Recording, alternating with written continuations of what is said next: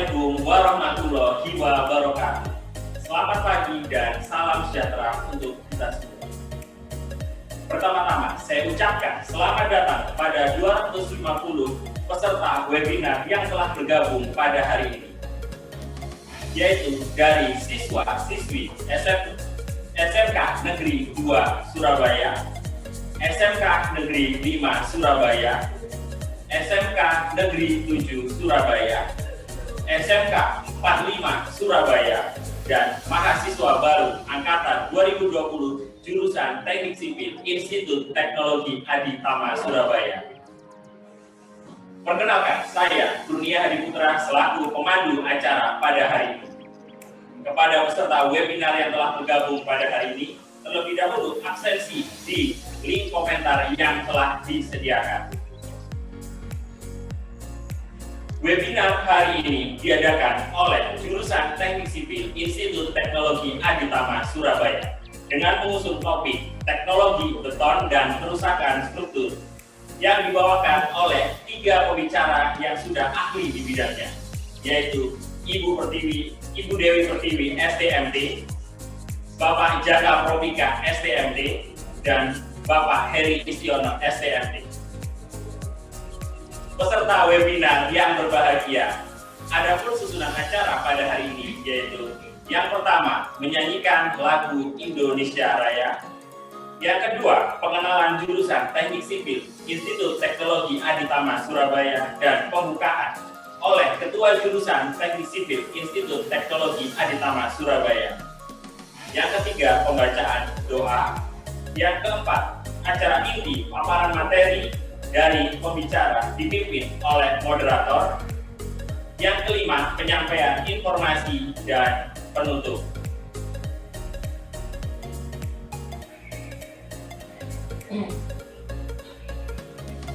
Peserta webinar yang berbahagia, untuk mengawali acara hari ini, marilah kita menyanyikan lagu Indonesia Raya.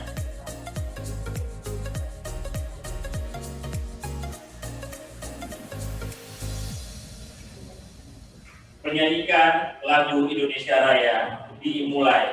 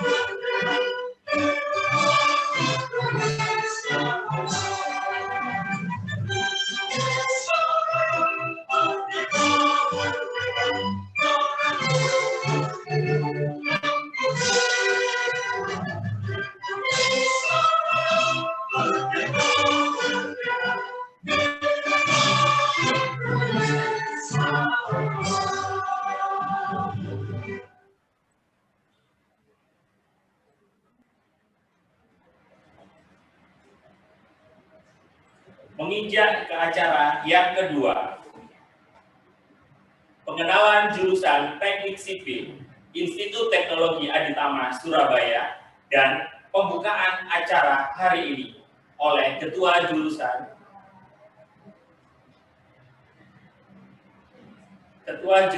Teknik Sipil Ibu Eka Susanti STMT. Waktu dan tempat saya persilakan.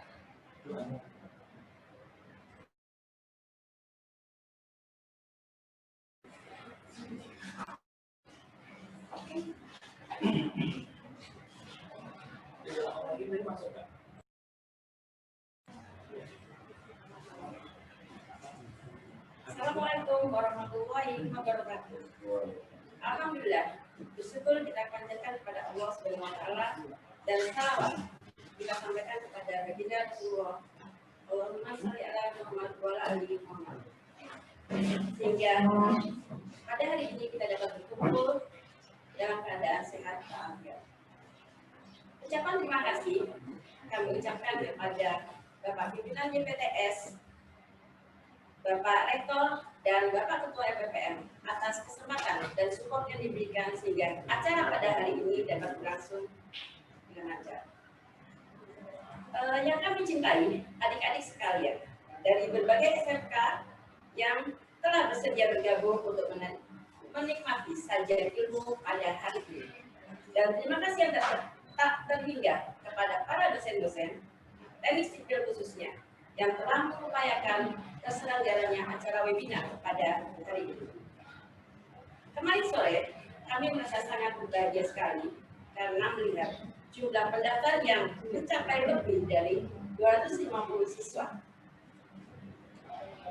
Sebenarnya, kegiatan ini adalah bentuk dari pengabdian masyarakat para dosen teknik sipil yang bertujuan untuk membuka wawasan serta memotivasi adik-adik untuk mengenal teknik sipil dan dapat melanjutkan studi berikutnya. Kegiatan ini selalu kami adakan setiap tahun, namun baru tahun ini kami mengadakannya dalam bentuk webinar. Baiklah, semoga hari ini dapat berjalan dengan lancar dan semoga ilmu yang kami berikan nanti dapat bermanfaat bagi adik-adik semua. Akhir kata saya ucapkan Assalamualaikum warahmatullahi wabarakatuh.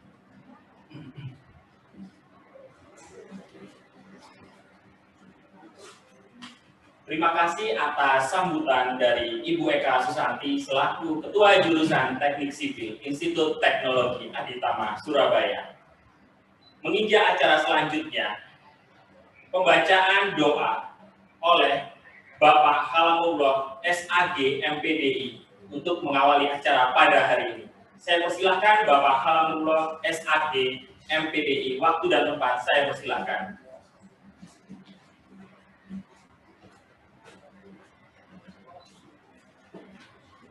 Assalamualaikum warahmatullahi wabarakatuh. Selamat pagi dan salam sejahtera bagi kita semuanya. A'udzubillahi minasyaitonirrajim. Bismillahirrahmanirrahim. Hamdasyakirin hamdan na'imin. Hamda yuafi ni'amahu wa yukafi mazidah. Ya Rabbana lakal hamdu kama yanbaghi li jalali wajhikal karim wa adimi sultanik. Allahumma sholli wa sallim wa barik ala sayyidina Muhammad wa ala ali sayyidina Muhammad walhamdulillahi rabbil alamin. Ya Allah, Tuhan yang Maha Esa, Tuhan yang Maha Kuasa, kami panjatkan puja dan puji syukur kehadirat-Mu ya Allah. Karena atas izin, karunia, rahmat dan taufik-Mu, kami bisa melaksanakan webinar Jurusan Teknik Sipil Institut Teknologi Aditama Surabaya ITAS. Ya Allah, Tuhan yang Maha Kuasa, jadikanlah seminar webinar ini ilmu yang bermanfaat bagi adik-adik semuanya, bagi yang mengikuti semuanya, sehingga bisa membuahkan ilmu untuk diri kita, untuk keluarga kita, alma mater kita, dan untuk pembangunan negara Indonesia yang aman, lancar berdasarkan Pancasila dan Undang-Undang Dasar 1945. Ya Allah, Tuhan yang Maha Kasih, Tuhan yang Maha Rahmat, berilah sinar kepada hati kami semua yang mengikuti webinar untuk pagi hari ini. Seperti Engkau memberi sinar seluruh jagat raya dengan taufik dan rahmat-Mu.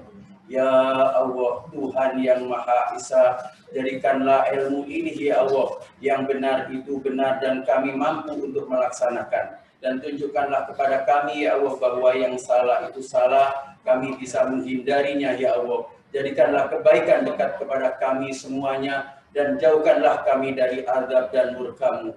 Rabbana atina fid dunya hasanah wa fil akhirati hasanah wa qina adzabannar. Wa shallallahu ala Muhammad walhamdulillahi rabbil alamin. Assalamualaikum warahmatullahi wabarakatuh. Selamat pagi dan salam sejahtera bagi kita semuanya.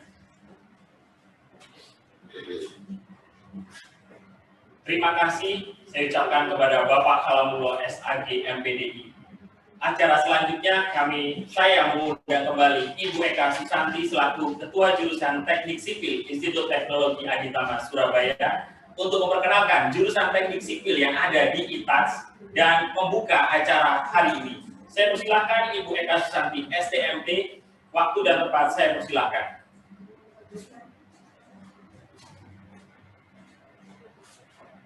Assalamualaikum warahmatullahi wabarakatuh.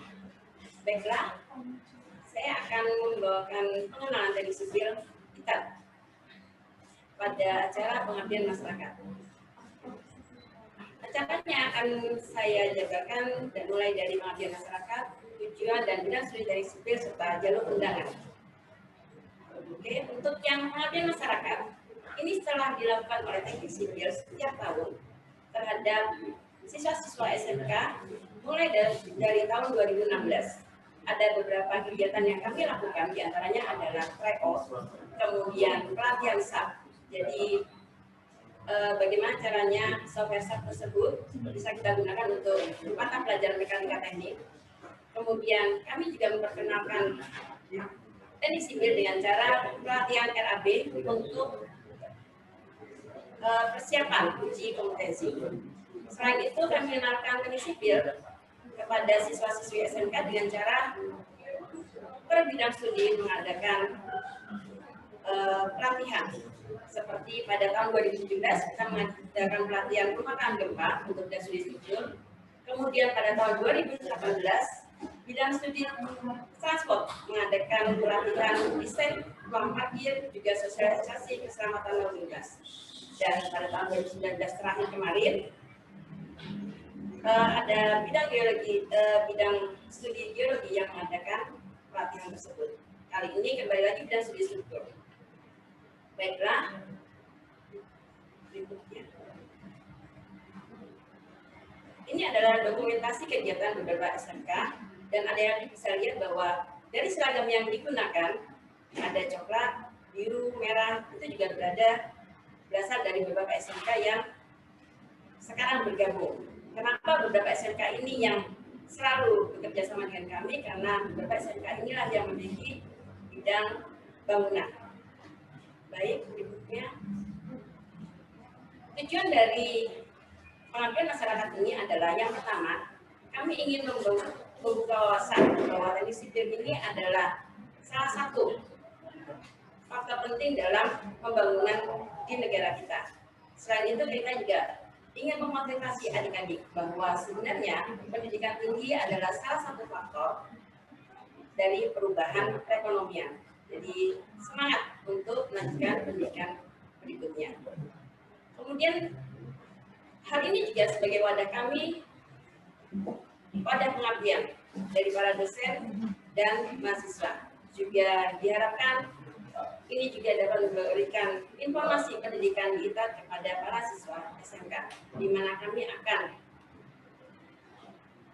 memberikan wawasan bahwa pendidikan di ITAT bisa dilakukan dua sistem, yaitu sistem reguler dan sistem yang malam. Jadi sistem malam itu mahasiswa biasanya bekerja di pagi hari, kemudian melakukan pendidikan di ITAT atau kuliah pada malam hari. Kemudian sebenarnya kadang-kadang para siswa suka bingung, apa sih beda pendidikan di teknik sipil dan arsitektur? Jadi kalau di arsitektur itu menciptakan bentuk bangunan yang indah, namun kalau di sipil itu menghitung kekuatan daripada struktur. Kemudian kalau di arsitektur itu memilih material sesuai dengan warna dan tekstur terhadap konsep yang mereka buat, namun kalau di sipil itu lebih pada kualitasnya. Kemudian perencanaan gambar ada di arsitektur, namun di sipil lebih perencanaan perhitungan kekuatan daripada setiap elemen strukturnya, yaitu balok, kolom, dan lainnya. Lanjut. Bidang studi teknik sipil di ITAT itu ada 4 bidang studi, yaitu bidang studi struktur, transport, geoteknik, geoteknik, dan manajemen konstruksi. Yang terakhir yang perlu saya sampaikan adalah program jalur undangan bagi maba tahun depan, yaitu maba 2021 dan 2022. Pada saat maba akan bergabung, ada 3 komponen pembiayaan yang biasanya dipikirkan, yaitu pendaftaran, kemudian DPP, dan SPP. Untuk pendaftaran, akan dikenakan biaya potongan sebesar 50% daripada biaya 300.000 yang ada. Kemudian apabila adik-adik nanti ingin mendaftar dan bergabung dalam waktu 1 minggu ini, biayanya hanya menjadi 100.000. Nanti saudara bisa mengisi form yang ada. Kemudian untuk biaya DPP, kalau teknik sipil itu sekitar 8 juta, namun kita bisa mendapatkan potongan sebesar 50%, dan itu bisa kita lakukan membayar pada bulan September 2021 sampai dengan Agustus 2022, jadi masih lama. Minimal pendaftaran itu adalah 500.000, tapi kita akan membayar DPP-nya nanti pada saat September 2021 sampai 2022. Jadi agak meringankan adik-adik sekalian. Kemudian untuk SPP, untuk yang kelas malam, untuk yang kelas reguler itu ada 1,2 juta per bulan. Jadi SPP di ITAT itu bukan per semester, namun dilakukan per bulan pembayaran. Kemudian untuk yang kelas malam sekitar 1,3 juta. Baiklah.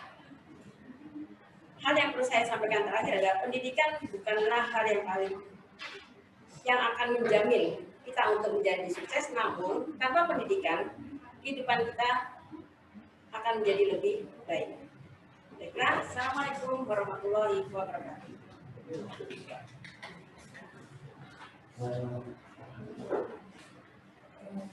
Terima kasih saya ucapkan kepada Ibu Eka Susanti atas pengenalan jurusan teknik sipil dan pembukaan acara pada hari ini. Akhirnya tidak terasa kita memasuki acara inti pada hari ini, yaitu pemaparan materi dari ketiga pembicara pada hari ini, yang dipimpin oleh moderator Ibu Mila Kusuma Wardani, STMT. Terlebih dahulu saya membacakan CV dari Ibu Mila Kusuma Wardani, STMT. Beliau bernama lengkap Ibu Mila Kusuma Wardani, STMT. Pendidikan terakhir beliau di S2 Teknik Sipil bidang ilmu Geoteknik di ITS Surabaya. Tahun 2015 hingga saat ini beliau menjabat sebagai Kepala Laboratorium Mekanika Tanah dan dosen pengajar di jurusan Teknik Institut Teknologi Aditama Surabaya. Saya panggil Ibu Mila Kusuma Wardani. Waktu dan tempat saya persilakan.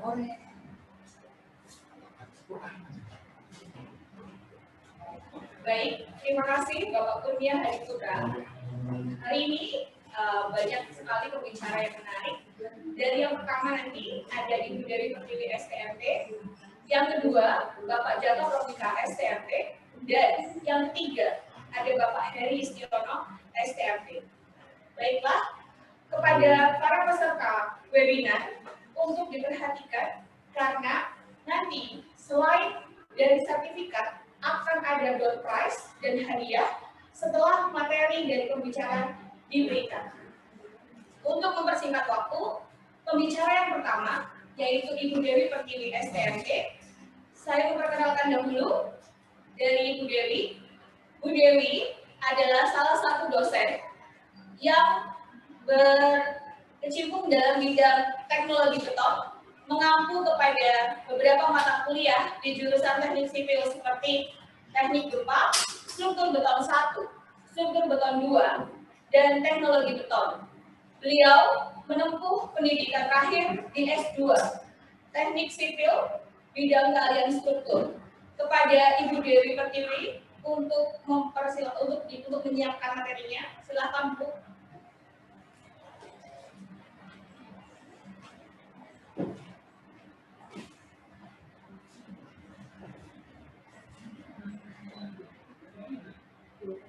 Assalamualaikum warahmatullahi wabarakatuh.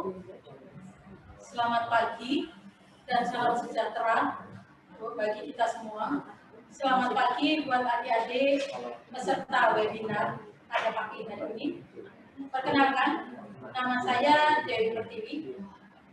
Bidang keahlian tadi sudah disampaikan oleh moderator. Jadi untuk berikutnya, ini saya langsung ke materi singkat waktu. Jadi di sini, apa itu material beton? Jadi di sini beton itu sebenarnya adalah struktur yang banyak sekali digunakan dalam bidang konstruksi, di antaranya jembatan, jalan raya. Jalan raya ini adalah untuk perkerasan kamu jika jalan tersebut tidak bisa menggunakan aspal, dikarenakan daya dukung tanahnya kurang bagus untuk jalan yang aspal, maka akan dibuat jalan yang menggunakan jalan beton. Kemudian berikutnya itu adalah gedung. Jadi gedung sekarang sudah banyak sekali yang menggunakan beton betulan, hampir menyeluruh menggunakan struktur beton betulan. Dengan peningkatannya adalah kalau gedungnya itu sangat tinggi, maka akan digunakan adalah gedung yang menggunakan struktur beton flat. Namun struktur beton flat juga dasarnya adalah dari beton betulan yang menggunakan struktur tinggi. Kemudian berikutnya adalah untuk drainase. Drainase pun juga menggunakan struktur beton betulan. Kemudian tadi yang saya sampaikan untuk bandara, itu adalah untuk jalan untuk landasan pacu dari bandara atau dari landasan pacu pesawat. Ini juga menggunakan struktur beton betulan yang bermutu tinggi. Lanjut. Ibu. Oke, material penyusun beton di sini ini mungkin sudah biasa atau sudah sering adik-adik ketahui. Ada semen, air, pasir, dan kerikil. Namun di sini untuk mencapai mutu yang sesuai dengan yang kita rencanakan, maka masing-masing material ini harus memenuhi syarat yang diizinkan oleh Standar Nasional Indonesia. Jadi material-material yang digunakan untuk mencapai beton tinggi atau beton yang direncanakan, maka semua material tersebut harus diuji sampai mencapai standar yang diizinkan oleh ASN. Kemudian adapun beberapa, jadi kalau misalnya semen di sini tercampur dengan air, ini disebut dengan pasta, disebut pasta. Namun ketika ditambahkan dengan pasir, maka ini disebut dengan mortar. Nah, beton itu adalah ditambah dengan kerikil. Jadi kalau dengan penambahan kerikil baru, itu disebut dengan beton. Sehingga beton terdiri dari pasir, air, kerikil. Dengan untuk semennya ini digunakan sebagai pencampuran atau menyatukan ketiga material. Ini adalah struktur dari kalau kita belah beton tersebut, itu adalah bentuk bagian dalam dari betonnya. Jadi di sini ada dua. Jadi yang satunya itu adalah kalau beton tersebut campurannya itu yang bagus adalah yang sebelah kiri, yang sebelah kanan itu adalah seragam. Maksudnya seragam bahwa material beton tersebut atau kerikil yang digunakan itu ukurannya hampir sama. Sedangkan yang kiri ukurannya adalah dari yang ukuran 510 sampai ukuran 1020. Dari dua contoh ini, itu adalah yang kondisi yang paling bagus atau kotakan yang paling bagus adalah yang sebelah kiri atau yang warnanya agak hitam. Itu adalah yang campurannya adalah dari mutu kerikil yang kecil sampai kerikil yang ukuran 10. Lanjut. Ini adalah salah satu contoh untuk penggunaan beton betulan. Ini adalah untuk kolom. Jadi sistemnya adalah seperti itu. Masih tetap beton tersebut harus diuji terlebih dahulu, harus sesuai dengan mutu rencana. Jadi kalau di sini ada gambar tulangan sama beton, ini yang disebut dengan beton betulan. Jadi kenapa beton betulan? Karena beton hanya mampu memikul gaya tekan, sedangkan baja mampu memikul gaya tarik. kita kombinasikan menjadi satu sehingga antara beton dan baja ini dapat memikul beban secara bersama-sama. Lanjut. Ini adalah istilahnya adalah beton ringan. Beton ringan ini bahannya adalah pasir, semen. Ini bahasanya adalah pasir dan semen.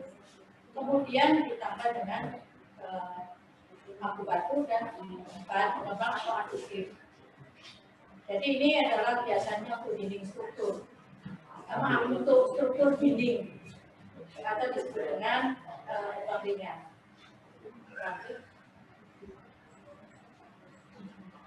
Nah ini juga beberapa gambar. Ini adalah box culvert. Jadi ini juga bahannya beton bertulang, namun yang digunakan adalah beton mutu tinggi. Ini adalah terbuat dari ratakan. Jadi gabungan antara beton mutu tinggi dan baja mutu tinggi. Jadi ini adalah beberapa gambaran. Ini adalah struktur beton ratakan. Bahwa struktur ini, kalau dilihat ada tampak lubang-lubang di bagian depan, itu adalah tempat kawat baja mutu tinggi yang digunakan pada struktur beton ratakan. Jadi ini dilakukan penarikan atau diberikan tegangan terlebih dahulu sebelum struktur tersebut dibebani. Makanya disebut dengan struktur beton ratakan. Lanjut. Ini ada beberapa kategori mutu beton sebenarnya. Beton mutu rendah itu adalah beton yang mempunyai kuat tekan kurang dari 20 MPa. Ini biasanya digunakan untuk non-struktural. Beton non-struktural itu adalah misalnya untuk kalau memanjang, maaf.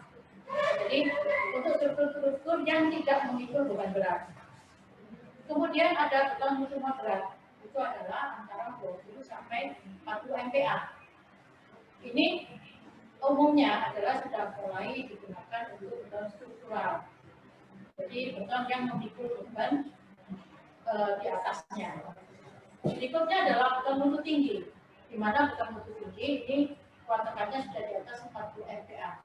Dan itu akan digunakan untuk struktur tadi saya sampaikan adalah struktur beton ratakan.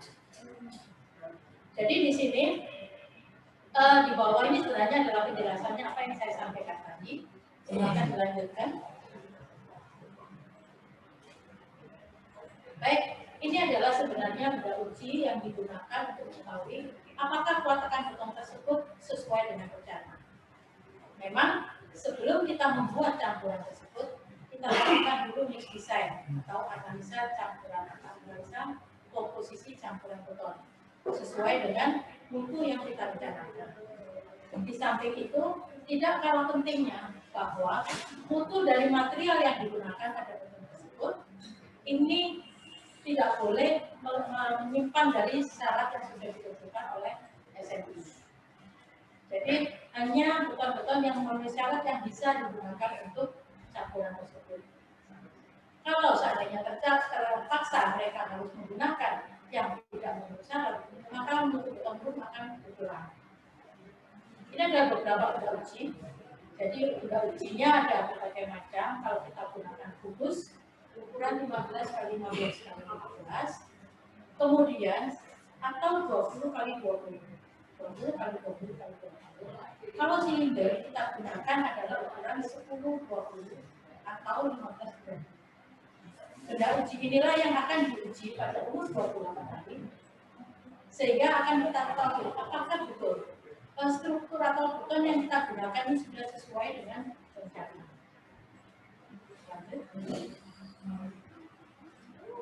Ini adalah pengujian beton. Tadi sudah saya sampaikan bahwa beton memikul gaya tekan. Dia tidak mampu memikul gaya tarik. Sehingga ujinya pun dengan uji tekan. Silinder tersebut diletakkan pada benda atau alat tekan. Kemudian sampai mencapai kondisi beban maksimum, maka akan terjadi retak pada silinder tersebut. Beban maksimum yang terbaca pada alat tersebut itu adalah P-nya. Kemudian bagaimana kita mengetahui kuat tekannya? Maka kuat tekan dari beton tersebut adalah beban yang bekerja pada mesin tersebut maksimum dibagi dengan luas serapan dauji.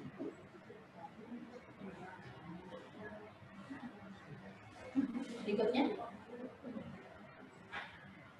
ini adalah tadi yang saya sampaikan. Kuat tekannya adalah P per A.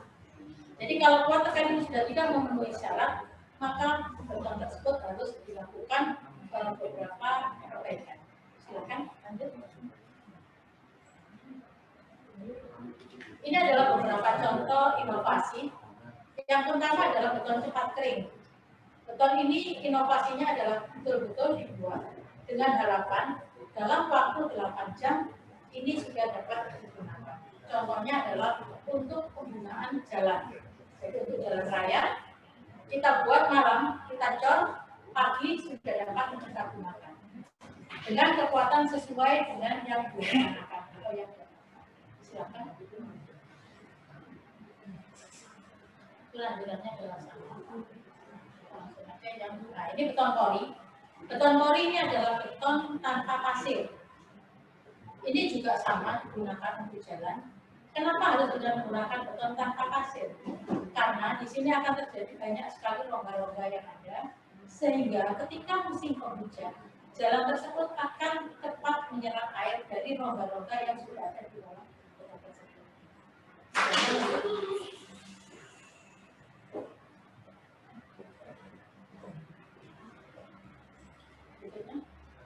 Ini adalah beton cair. Beton cair ini biasanya untuk struktur tinggi yang tidak mungkin kita merocok sampai ke bawah, sehingga kita tambahkan zat aditif yang agar campuran tersebut menjadi lebih cair, namun tidak mengurangi mutu betonnya. Ini umumnya digunakan untuk beton mutu tinggi, karena beton mutu tinggi cenderung lebih kental. Sehingga di sini saya harap ini untuk hasil ini adalah tanpa mengurangi dari mutu tersebut. Itu adalah beberapa inovasi yang digunakan. Mungkin itu saja yang bisa saya sampaikan pada webinar pagi hari ini. Waktu kami kembalikan ke moderator.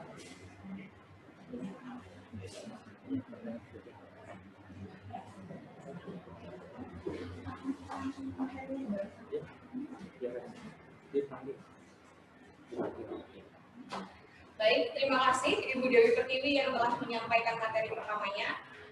Tadi ada yang penasaran, door prize-nya apa dan giveaway-nya apa? Nanti akan diumumkan di akhir, jadi tetap stay tune di tempat kalian masing-masing.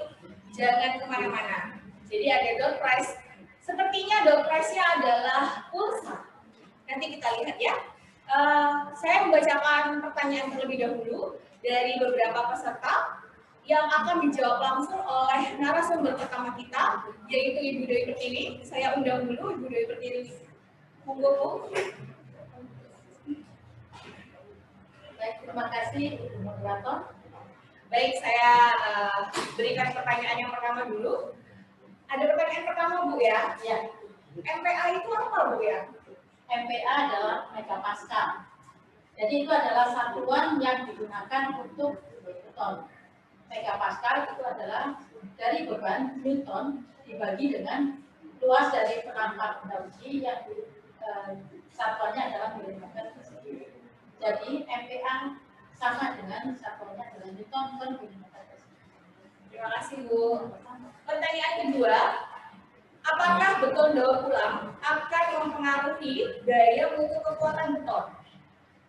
Baik, untuk daur ulang ini ada beberapa yang bisa mempengaruhi mutu dari beton. Kalau misalnya tergantung dari bahannya atau materialnya.